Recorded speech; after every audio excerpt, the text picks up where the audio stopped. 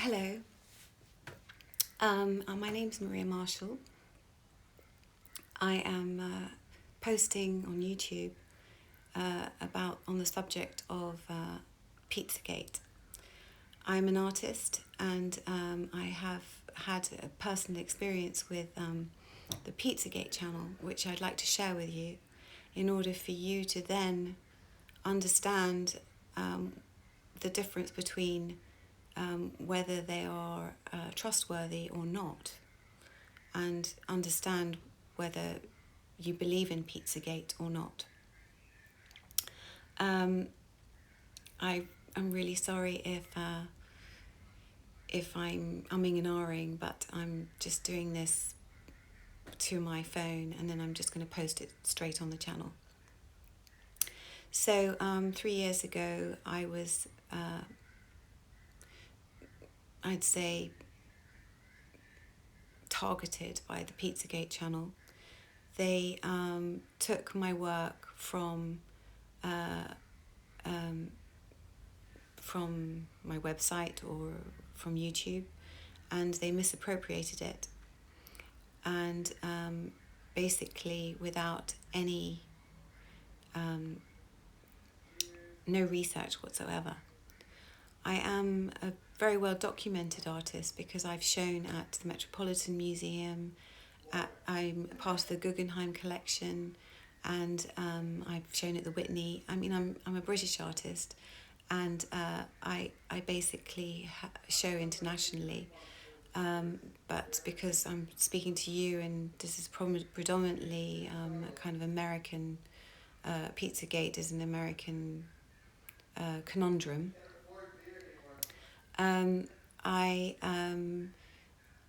So basically I make, amongst other things, I make like really, really short films that you can see in this context. I've also was the artist spotlight at Sundance in 2009. So I kind of have experience of the cinema world as well. So my work is kind of influenced by cinema. The work is fundamentally related to shadow work and light work. So the kind of notion of having a trauma and bringing it to light and healing it during that process. So I make work with my children and with myself, and also do much, so the work that he was particularly interested in is the shadow work. He wasn't interested in showing a piece which is me doing a Sufi turn at Mount Everest, which is a dance for freedom. It's a meditation, because I do meditation works as well as shadow work. So he showed my films and had hundreds of thousands of viewers. I think that was the amount. I think his name is Bill. And he misappropriated them and putting his own rhetoric over the top of it, and said that he had reported me to the British police and the FBI, and that they should take away my children. I mean, if you can imagine how disturbing that is. I did a show at the National Museum for Women in the Arts in Washington, and it was just kind of after he had incited someone to go down to the pizzeria where and said that there was a child pornography ring in this pizzeria, and the person brought a gun and then she shot it up, and there was no child pornography ring, but the guy went to jail for 4 years. I mean, you have to take responsibility, or the Pizzagate channel have to take responsibility for that. And if there was something going on in the pizzeria, that he would go down himself before saying that there's a child pornography ring in this pizzeria. Because ultimately he is responsible for the guy who went down there with a gun and shot it up, is responsible for him going to jail.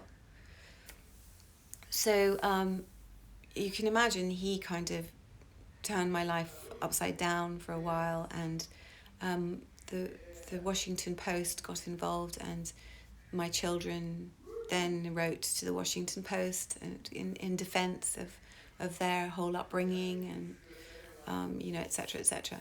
Anyway, back to proof. So if the Pizzagate guy wanted to know whether this was real or not, he would have taken each film and looked at it. So there's one film of a baby smoking, which I did when my son was 2 years and 2 months. The film is 18 seconds long. It's split into it's 6 seconds of footage that's repeated. In the first 6 seconds of footage, the baby smokes with a plastic cigarette, and in post-production we light the end, and in post-production we add on smoke rings. So when his lips are pursed, they're perfect smoke rings. And then we build up the smoke over the 6 seconds of footage until he disappears completely in the smoke.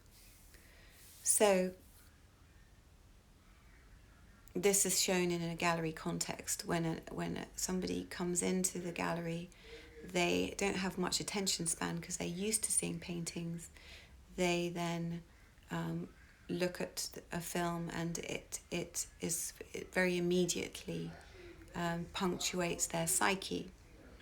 And because of the construction, and it sort of feels strange and odd because it can't be real in a way, because he's disappearing in the smoke, and also it's shot on 35mm, so he looks really perfect. So they go away with this feeling of it's kind of a strong feeling. It's a kind of shocking because it's working on those levels.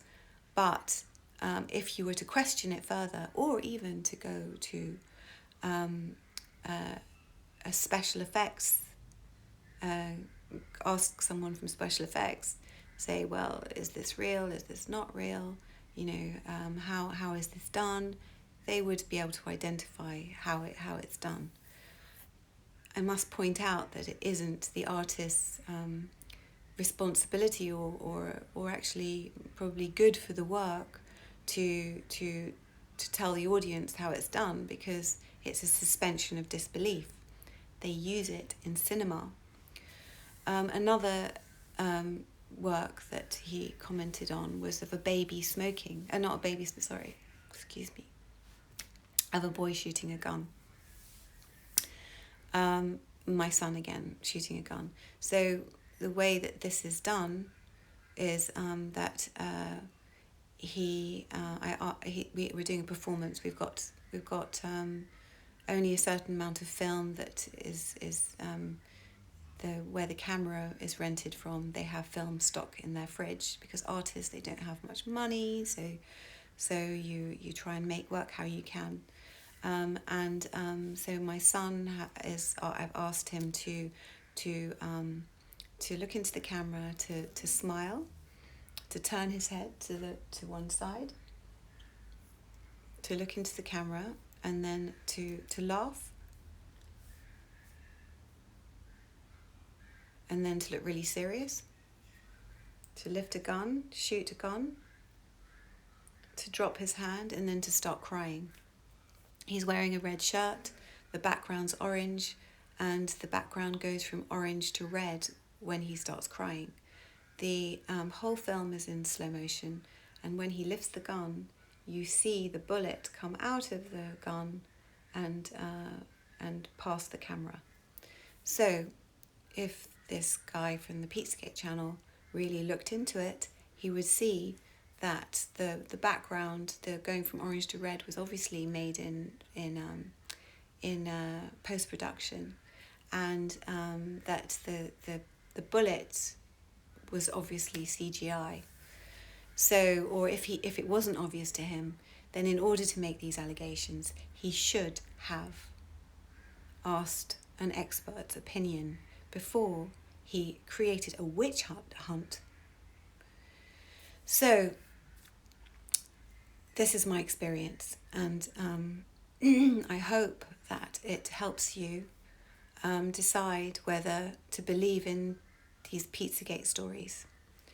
I'm going to leave links below. There is a link to a feature film which is also about the suspension of disbelief.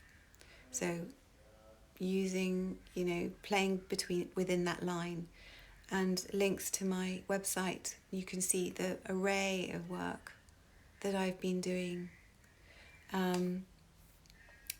All the work that I do is topical. So whether it also affects me. In America you have different gun laws than in the United Kingdom. We don't believe in carrying firearms. And so the implications on our children growing up in this culture is very, very different. I live in the world, and I show a lot in America, so it affects me and affects my children. Thank you for listening to me, and I hope that I haven't been too wobbly, and I hope this is helping.